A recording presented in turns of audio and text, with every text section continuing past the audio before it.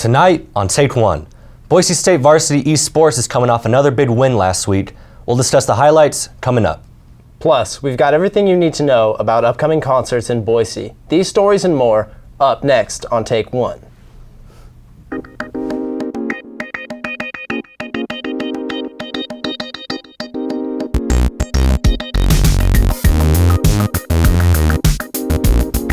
Welcome to Take One. Thanks for joining us. I'm Ben Luca. And I'm David Pogue. A recent study found that 8 out of 10 college students drink alcohol, while the other 2 are lying about it. In related news, a 19-year-old college student accidentally set her bedroom on fire by burning love letters from her ex. Officials say the fire caused around $4,000 in damages. And while the official report does not mention alcohol, I find it hard to believe a 19-year-old was committing arson sober. So for any of you heartbroken college kids out there with a shoebox full of love letters from an ex, just throw them away.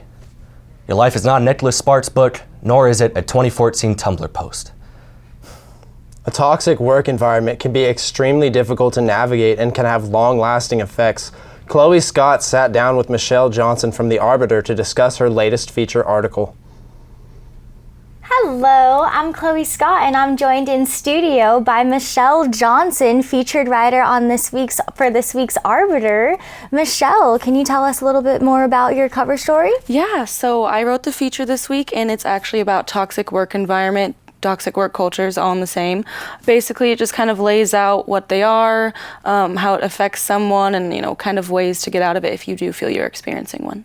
Interesting. So what exactly is a toxic work environment? Good question. So a toxic work environment basically can range from a variety of different things. So it can start from just plain bad behavior, go all the way up to illegal actions. So it can be gossiping, bullying, and it can even go up to harassment. It kind of just is.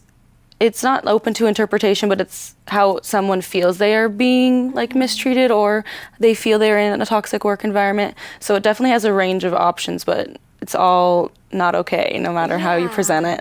Definitely. So speaking of the different levels and the effects, can you tell me more about that and how that affects everyone? Yeah, for sure. So everyone is different, so it's going to affect them in different ways, of course. So it doesn't just affect an individual, it can potentially affect a whole organization as a whole. So people in the organization can feel as if they're a burden to the organization, or maybe they feel they're being left out of meetings, they're being ganged up on, maybe they just feel super excluded, or maybe they feel management as a whole just treats every one of their employees like they don't matter. Definitely a feeling of they don't matter to them, they're not important, or they're undervalued. So it definitely can affect people, mentally, physically as well. It basically just is definitely for the individual, but it can happen in any type of profession as well. It's not just narrowed down to super high up businesses, it can be anywhere. Gotcha. And if someone finds themselves in one of these environments, what is something that they can do to help themselves? So there are definitely a number of ways someone can get out of a toxic work culture they feel they don't want to be a part of anymore. It's definitely based on the individual as well. So maybe a good first step is talking to management. Maybe you want to try to fix the problem if it's not super already escalated to a point of no return. So talk to management. If that doesn't work, and you're trying to get out of a situation completely, trying to leave the job, there are ways in which you can help yourself before, maybe it has taken a toll on you mentally. Maybe reach out to counseling services for like HR services and things like that can kind of just prepare you to leave the organization, get into a new role, and just feel better about your work and stuff. So. Well, thank you so much for coming on. This is definitely an important topic. Yeah. For those of y'all looking for more information on toxic work environments, you can pick up this edition of The Arbiter in any of the buildings on campus. Back to y'all in the studio. Academic administrations can be extremely complicated. There's a president, chancellors, deans, and department chairs. But what exactly is a provost? Melissa Mione breaks it down. With the recent election of Dr. Marlene Trump, there's been a lot of talk on campus about the president's role in the university. While the president is important, there is another high-ranking position, that of the provost, which doesn't get quite as much attention. but maybe it should. I'm Liz Simeone, and here's what to know about the provost at Boise State. First of all, you're probably wondering what a provost is. Well, a provost functions as the senior academic officer of the university. A provost's responsibilities deal with all academic functions of the university, ranging from staff and accreditation to promoting a diverse campus population and a positive learning environment. To do this, the provost collaborates with the university's president and oversees other administrators, such as deans. Overall, a provost directly impacts many aspects of your college experience. Here at Boise State, our current provost is Dr. Tony Rourke. Although Dr. Rourke has held the position for over a year now, he is still listed as an interim until further notice, so stay connected for any further news on the position. For more information about Boise State's academic leadership and our interim provost, visit boisestate.edu/academics. I'm Liz Simeone, and that's what to know about Boise State. The Boise State Varsity eSports team is coming off several big wins from last week. Let's toss it over to Leonard Berry. Thanks, guys. Boise State is coming off a couple of impressive wins last week, most notably in Overwatch against Mountain West University rival Hawaii. And this week, they'll step outside of the Mountain West and they'll take on BYU starting on Friday. They will have 3 games, Rocket League, League of Legends, and Overwatch. Those will begin Friday at 5 p.m. down at the Venture College on Capitol Boulevard, or you can follow along on twitch.com/Boise State eSports. It'll be part of 8 matches going on this week for the eSports team. They play Friday, Saturday, and Sunday, so you can check all those out in person or online. And lastly, want to give a quick shout out to the Boise State League of Legends squad, who are 8-0 this season, putting in outstanding work on the Rift. They are yet to be defeated in any of the 3-game series they've played. That's all we have in esports. Back to you two at the studio.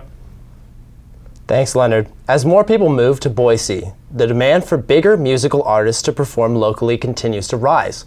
Last week, the Revolution Concert House sold over 2,300 tickets for the Alchemy Tour. Plenty of big-name artists are planning to come to Boise for the end of the year.